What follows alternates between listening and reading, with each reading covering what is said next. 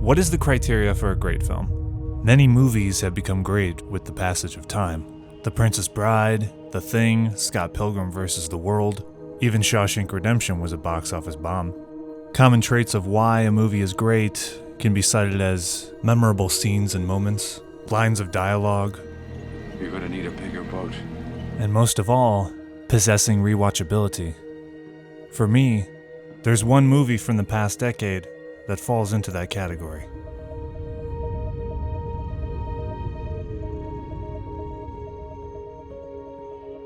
Passengers takes a premise that so many critics and audiences deemed would have been better had it been made with a thriller bent and an alternate ending.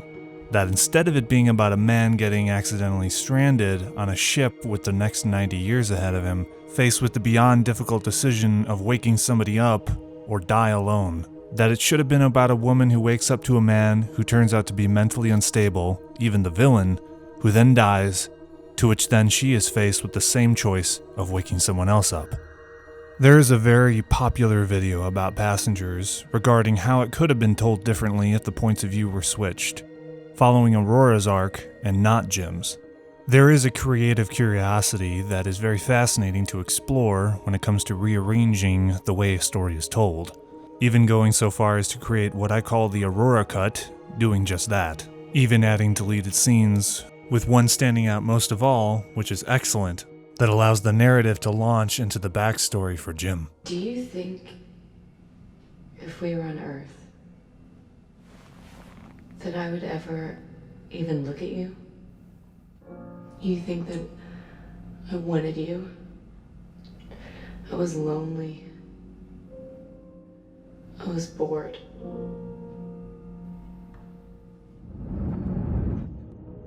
But the movie stands on its best feet as is. To prefer the stalker thriller version of Passengers is to come to a stereotypical conclusion of a genuine take on the state of isolation. It doesn't need that.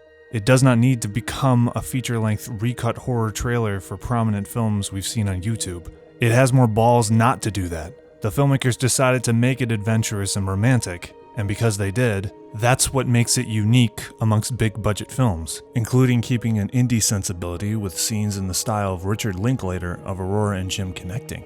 It is a $110 million film with a marketing budget of likely an additional $100 million that touches upon the state of isolation, depression, substance use as a form of coping, and suicide. Jim is forced to live within an environment that is built for a populace that would normally gather together. He is forced to be apart from everybody.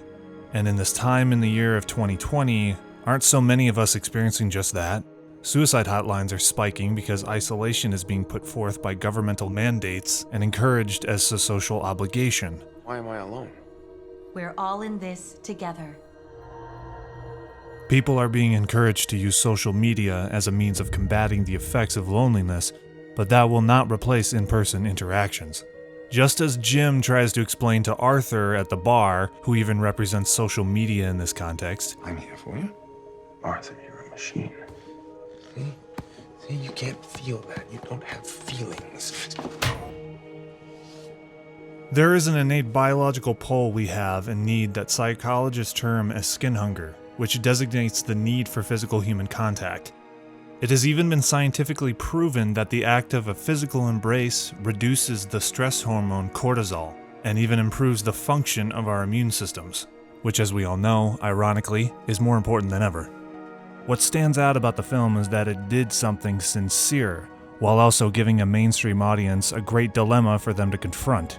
You don't need to kill Jim to see Aurora face that same choice, because she already realized that possibility in the third act when she saw Jim leaving to his possible death.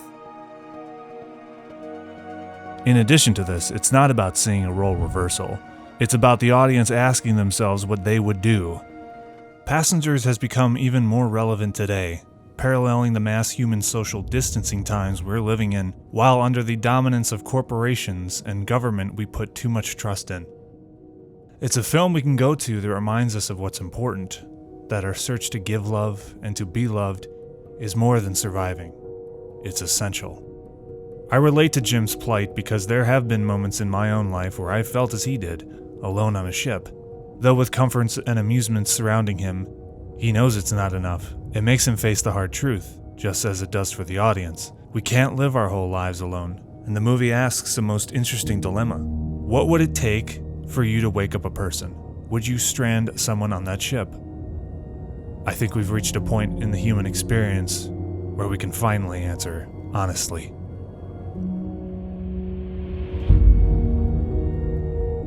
If you liked this video, please consider subscribing and donating so that more content can be made.